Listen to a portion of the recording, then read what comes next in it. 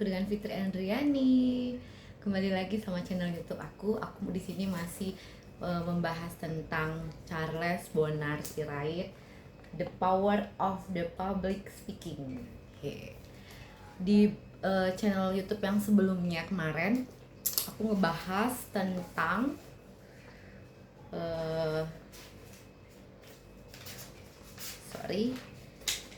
di bab satunya dia. Bab satunya dia memberikan public speaking bukan milik selebriti saja. Sangat setuju. Oke, di sini kemarin aku udah membaca sambil bertanggapan tentang isi dari buku ini. Kenapa? Karena buku ini didesain bukan hanya untuk para MC, TV, presenter. Buku ini bukan didesain hanya untuk para MC, TV, presenter, atau artis. Namun untuk semua kalangan, karena sejak awal saya percaya public speaking adalah milik semua orang, baik pengacara, wiraniaga, guru, pengajar, politisi, aparat pemerintah, wiraniaga, pemerintah, penghibur, dokter, tentara, polisi, penanggung jawab keuangan, atau apa saja profesi Anda. Oke, saya sangat merekomendasikan buku ini untuk dibaca agar Anda dapat membangkitkan kemampuan public speaking. Sangat amat setuju. Oke, lalu di channel ini aku mau kasih tahu, kita mau masukin ke bab 2-nya buku Abang Bonar Charles Sirait di The Power of the Public Speaking. Di sini public speaking dan peluang kesuksesannya. Kenapa dia berkata seperti itu? Aku bacain. Pernahkah terlintas dalam benak Anda suatu saat nanti Anda akan berprofesi sebagai seorang public speaker? Jika tidak, Anda perlu bertanya kepada diri sendiri, kenapa? Gitu. Tidakkah Anda tahu kalau profesi ini kelak membuat Anda dan keluarga memiliki investasi berharga? Dengan kata-kata ini aku setuju banget. Kenapa aku bilang setuju banget? Karena aku sendiri sebagai public speaker atau broadcaster sudah merasakannya. Example-nya seperti kemarin aku ikut jadi kasir, dimana di situ aku berjualan produk salon, kasir di sebuah salon namanya Salon Christopher. Di situ aku menjual produk mereka dan aku mempromosikan serta menarik perhatian mereka supaya mereka ingin join dengan kita. Oke. Lalu di sini juga dia berkata, jika mau menengok ke belakang, kita bisa mengambil contoh dan simak para tokoh seperti Martin Luther King, Winston Churchill, J.F. Kennedy, Lee Kuan Yew, atau Soekarno. Mereka semua bicara tercatat dengan tinta emas dalam sejarah karena kemampuan mereka di depan publik. Ya, karena mereka figur publik dari pemerintah gitu. Mereka adalah seorang pejabat gitu. Dan mereka juga mempunyai kemampuan berbicara di depan publik dengan baik.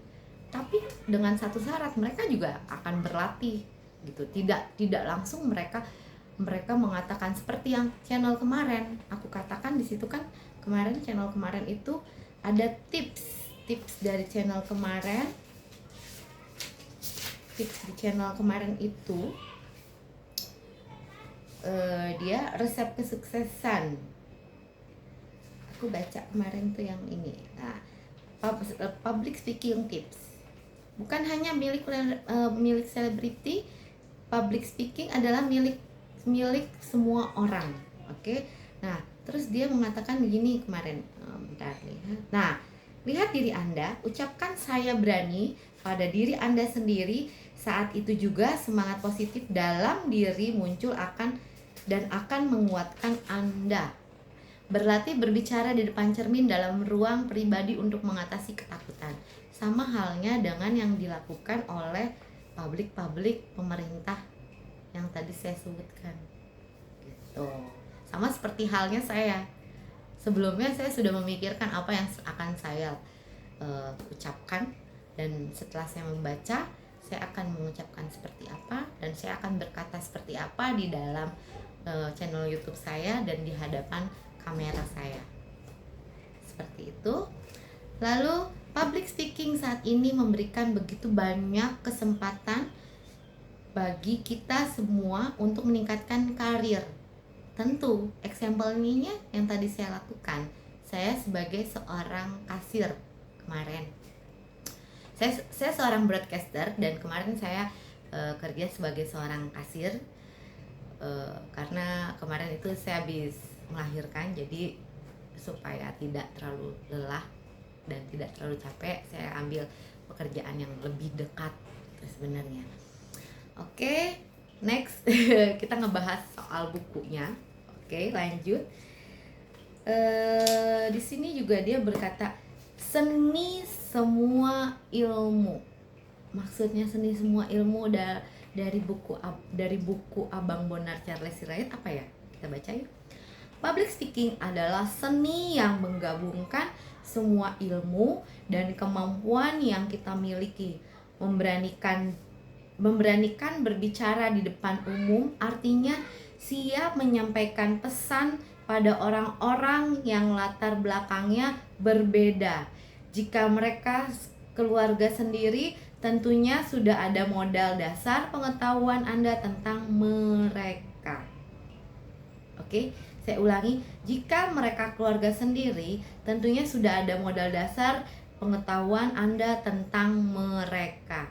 Maksudnya adalah kita sebagai public speaking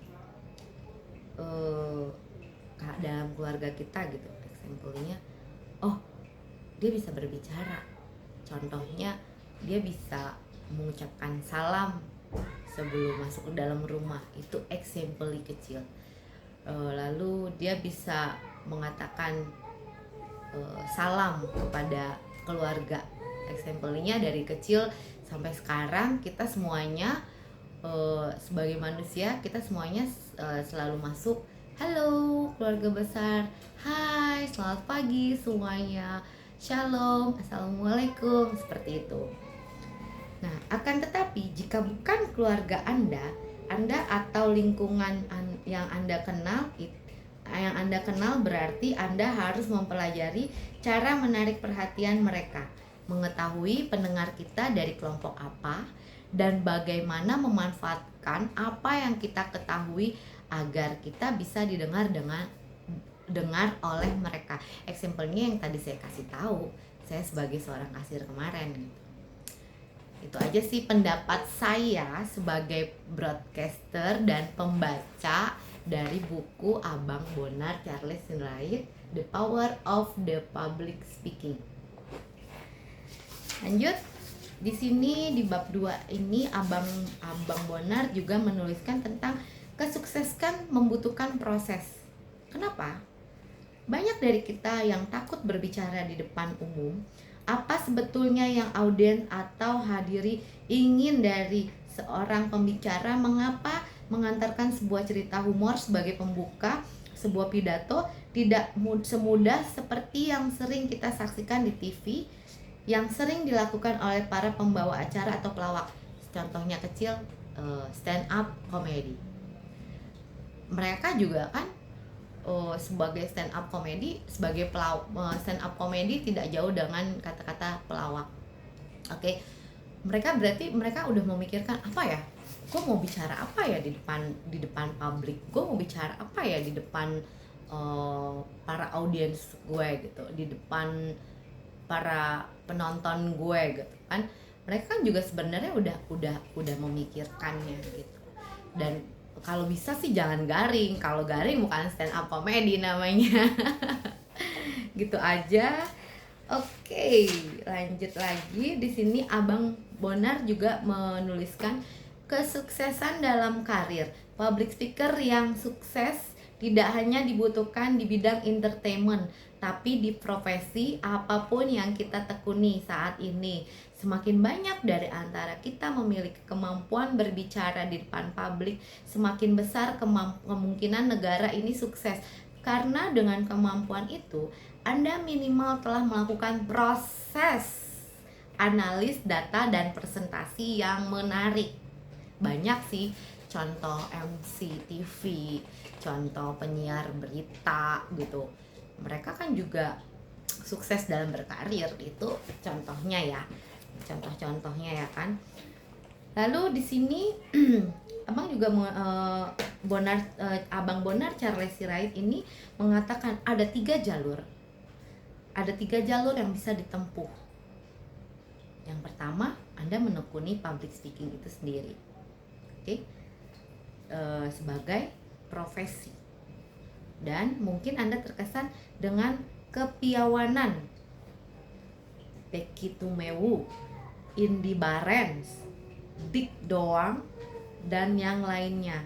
Karena mereka begitu ceria dan lancar dalam membawakan acara yang seperti saya katakan tadi. Jadi Abang di sini ngambil example seorang public speaking yang sukses dalam berkarir. Keren banget ya.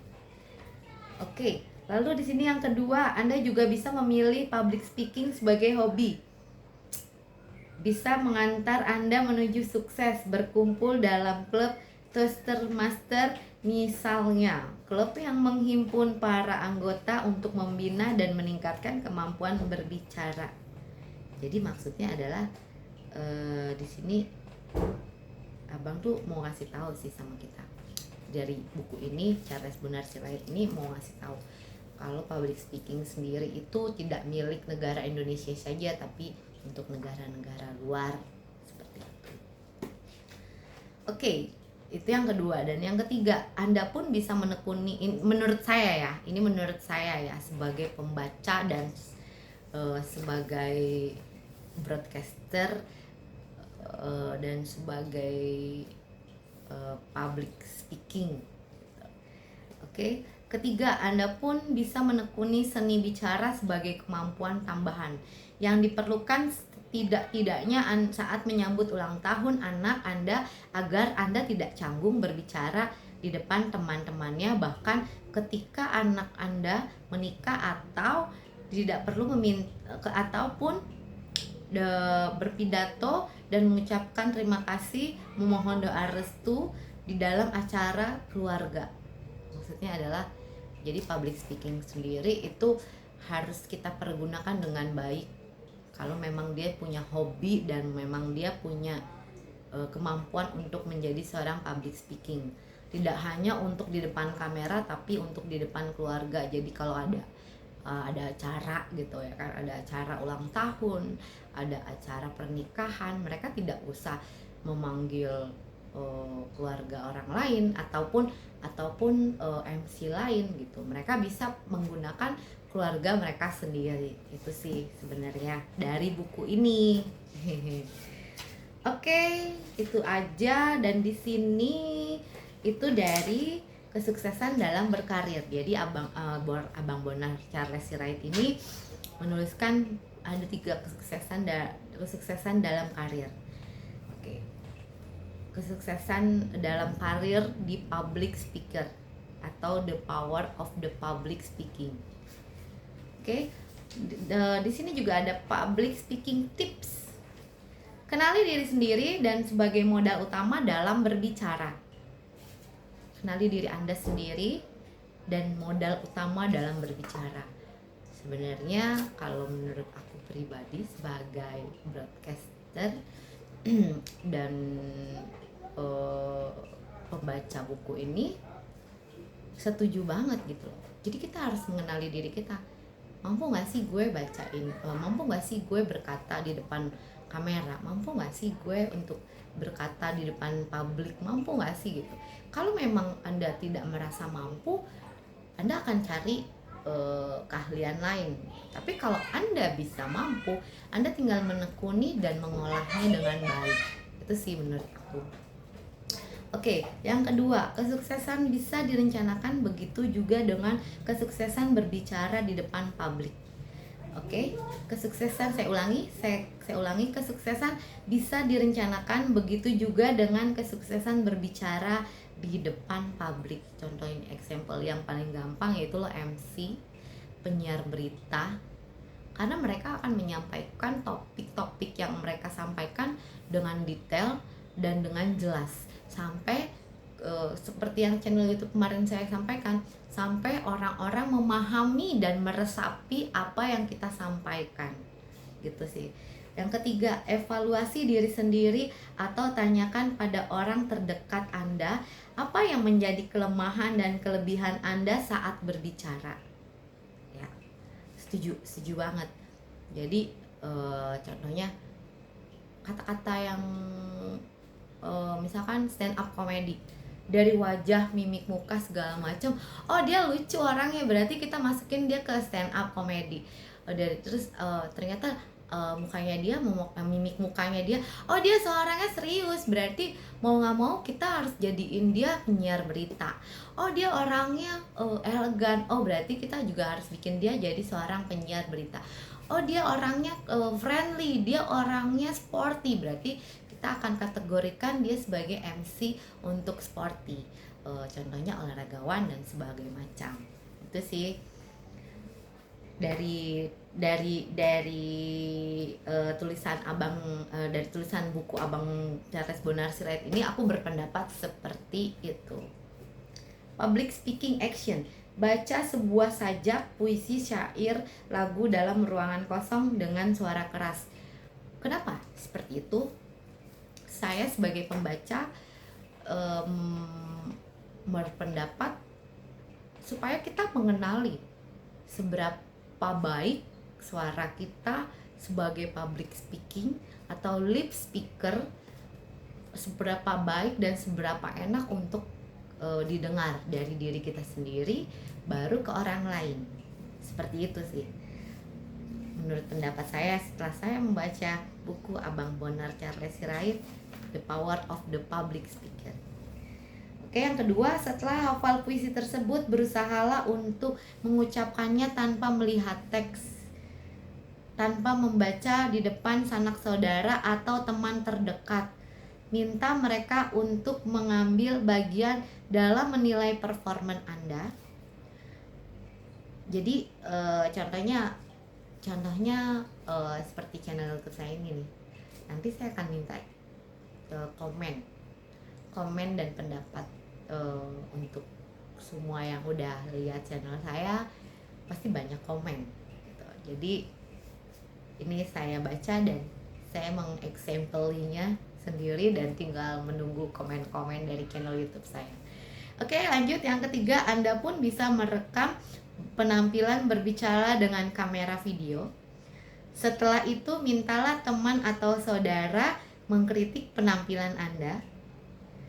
Yang keempat, biasakan menulis sendiri kata-kata atau teks pidato Anda sendiri.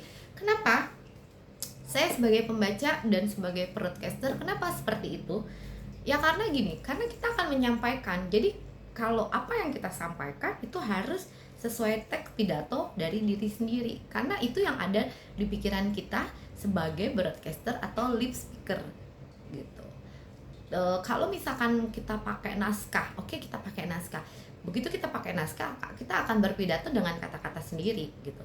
Oke, kita punya teks naskah, tapi kita kan juga akan berpidato dengan kata-kata kita sendiri. Kenapa seperti itu? Ya kalau kita terpaku dengan apa yang sudah tertulis, berarti kan itu kata-kata mereka, bukan kata-kata kita sebagai lip speaker gitu. Itu sih ya menurut aku sebagai broadcaster. Oke, selesai untuk di bab 2. Kita lanjut next di channel YouTubeku selanjutnya untuk bab-bab selanjutnya. Terima kasih, saya Fitri Andriani. Sampai ketemu di channel YouTube yang selanjutnya dan jangan lupa untuk di-subscribe. Dah.